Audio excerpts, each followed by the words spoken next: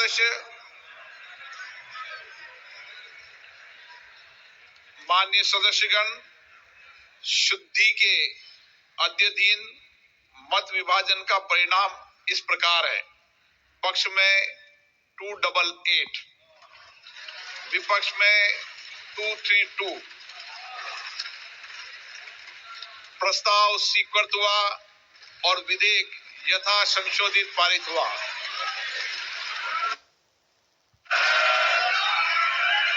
Lobby खोल दी है माननीय सदस्य, लॉबी खोल दी है, लॉबी क्लियर कर दी है। अब हम आइटम नंबर 13 नमस्कार, आज के मुख्य समाचार में आपका स्वागत है। मैं हूं अमर सिंह, आप लोग देख रहे हैं एसपी न्यूज। लीजिए पहले मुख्य समाचार की हेडलाइंस। वक्फ संशोधन बिल लोकसभा में पास, समर्थन में पड़े 288 वोट और विरोध में 232। अमेरिका ने भारत को दिया बड़ा झटका, डोनाल्ड ट्रंप ने लगाया 26% टैरिफ। गाजा में इजरायली सेना ने किए ताबड़तोड़ हवाई हमले, 12 बच्चों समेत 43 फिलिस्तीनियों की मौत। शाह के दौरे से पहले नक्सली शांति वार्ता को तैयार, सेंट्रल कमेटी बोली सरकार ऑपरेशन रोके युद्ध विराम कर देंगे। गृहमंत्री विजय बोले सरकार बातचीत के लिए तैयार। मैं इस बिल को फाड़ता हूं, वक्फ संशोधन विधेयक पर लोकसभा में भड़के ओवैसी। लालू प्रसाद की तबीयत बिगड़ी, पैतृक गांव फुलवरिया में चिंता और दुआओं का दौर। लालू यादव दिल्ली एम्स में भर्ती, तेजस्वी बोले उनके पीठ और हाथ पर घाव हुए हैं।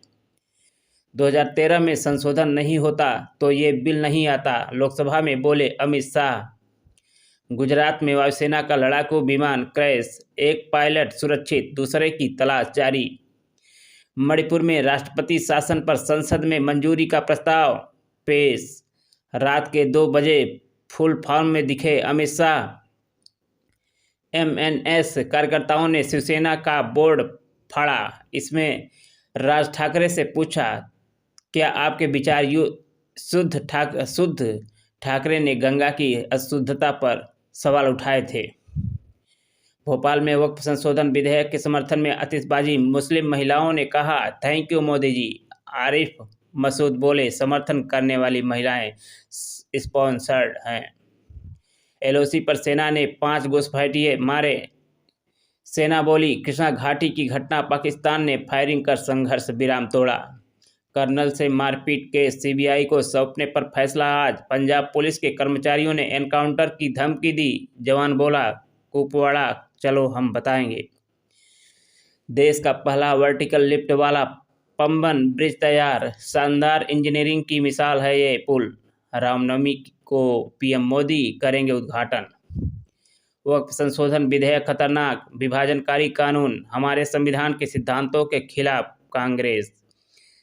संसद पर थी वक्फ का दावा, वक्फ संपत्तियों का सही प्रबंधन होता तो देश की तकदीर बदल जाती, रिजिजू। वोट बैंक के लिए भ्रांति फैलाकर अल्पसंख्यकों को डरा रहा विपक्ष, वक्फ संशोधन विधेयक पर बोले अमित शाह। पहले सिराज और फिर बटलर ने बरपाया कहर, गुजरात ने बेंगलुरु को 8 विकेट से दी मात। लीजिए समाचार विस्तार से। अल्पसंख्यक मामलों के मंत्री किरेन रिजिजू ने बुधवार को 2 अप्रैल को लोकसभा में वक्फ संशोधन बिल 2025 पेश किया, जिसके बाद पक्ष विपक्ष की चर्चा करीब 11 घंटे तक चली। फिर स्पीकर ओम बिरला ने सदन में ध्वनिमत कराया, जिसके बाद वोटिंग की प्रक्रिया शुरू हुई। इसके बाद बिल लोकसभा में पास हो गया। देर रात 3 अप्रैल को वक्फ संशोधन विधेयक 2025 लोकसभा में पारित हुआ। विधेयक के पक्ष में 288 वोट, विधेयक के खिलाफ 232 वोट पड़े। स्पीकर ओम बिरला ने इसकी जानकारी दी। अब राज्यसभा में इस बिल को आज पेश किया जाएगा। देर रात लोकसभा में वोटिंग, वक्फ संशोधन बिल पास। देर रात लोकसभा में वोटिंग के बाद वक्फ संशोधन बिल पास हो गया है। लोकसभा में किरेन रिजिजू ने चर्चा को अंतिम भाषण के साथ खत्म किया। इस दौरान उन्होंने विपक्ष को घेरते हुए कहा है कि संसदीय कार्य मंत्री किरेन रिजिजू ने कहा है कि मैं सभी नेताओं को बिल के बारे में अपने विचार रखने के लिए धन्यवाद देना चाहता हूं। कुछ नेता कह रहे हैं कि बिल असंवैधानिक है और मैं उनसे पूछना चाहता हूं कि वे कैसे कह सकते हैं कि बिल असंवैधानिक है। उन्होंने घेरते हुए कहा है कि अगर यह असंवैधानिक था तो अदालत ने इसे रद्द क्यों नहीं किया। असंवैधानिक जैसे शब्दों का इस्तेमाल नहीं किया जाना चाहिए।